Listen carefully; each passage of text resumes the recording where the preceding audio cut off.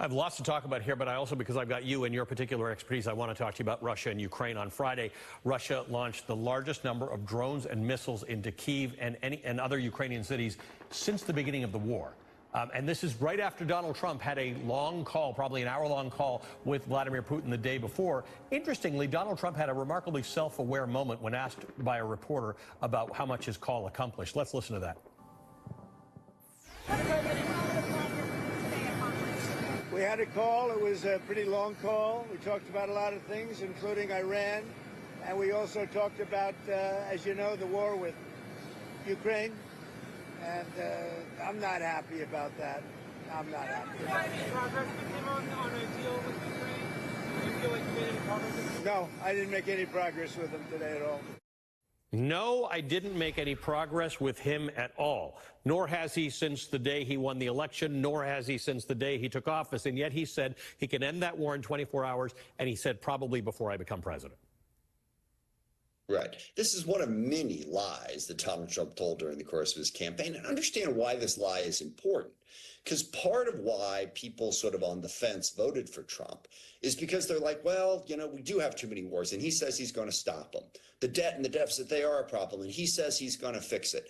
So people voted for him because he said, Joe Biden didn't fix this. I'll fix it. And that was just fundamentally dishonest. He never had a plan to do it. He never had any ability to do it. He creates this myth that he's going to magically solve problems. And then after people call him on, he's like, well, I was just being sarcastic. I didn't really mean it. So you've got to call him out on the fact that he's not doing what he said he was going to do. He is not bringing peace to Ukraine and Russia. He's not bringing peace to the Middle East, for that matter, despite everything they talk about. Their wars continue. The war in Gaza continues. But crucially, Trump made decisions when he came into office that have prolonged this war. Putin was stopped. He was massive casualties every day, not making much progress in Ukraine. We have a 53-nation coalition backing up Ukraine. We have the incredible courage and tenacity of Ukraine. And here came Trump to say to Putin, we're going to bail on Ukraine. So Putin was incentivized. Yep. He showed weakness on Ukraine, and that perpetuated this war. I hope they reverse course, make it clear they're going to support Ukraine. And also, by the way, they've stopped enforcing some of the sanctions on Russia. They've just opened the door for Russia to think they can win this war. I want to ask you this question. According to NBC's reporting, Defense Secretary Pete Hegseth held up a shipment of U.S. weapons for Ukraine, including Patriot missiles. Let's just discuss this for a second, because there's an argument that, given all the wars that have been going on, interceptor-type missiles that intercept drones or other incoming missiles are in short supply in the United States.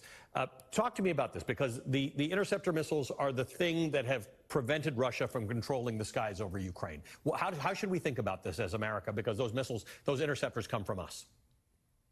Yeah, well, 3 quick points. Yes, definitely there is a demand here. Now, we've increased production in the last 3 years, but we got a long way to go to meet the needs that we have and that are around the world. So number one, legit problem. Number two, we are not in a crisis in the sense that we are so low that our national security needs are in dire threat. So we can weather this storm right now. And number three, where are these missiles most important for our national security interests right now? Ukraine. If Russia is able to take Ukraine, it will greatly enhance their power to threaten other nations in Eastern Europe. Their growing partnership with China and Iran and North Korea will be strengthened. And President Xi in China will get the message that this type of aggression can, in fact, work. There is no place in the world right now where our national security needs are better met than by giving these weapons to Ukraine. It should be the number one priority, and we do have the space to continue to give it to them, even as we need to build more. So I think this is a terrible strategic decision by the Trump administration to short Ukraine, who needs these weapons the most.